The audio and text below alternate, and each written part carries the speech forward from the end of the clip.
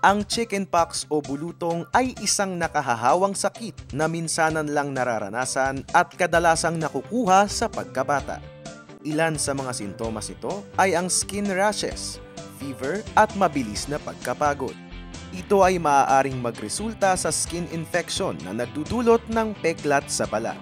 Kapag malala ang sakit at hindi naagapan, pwede itong maging fatal at magdulot ng pneumonia at brain damage.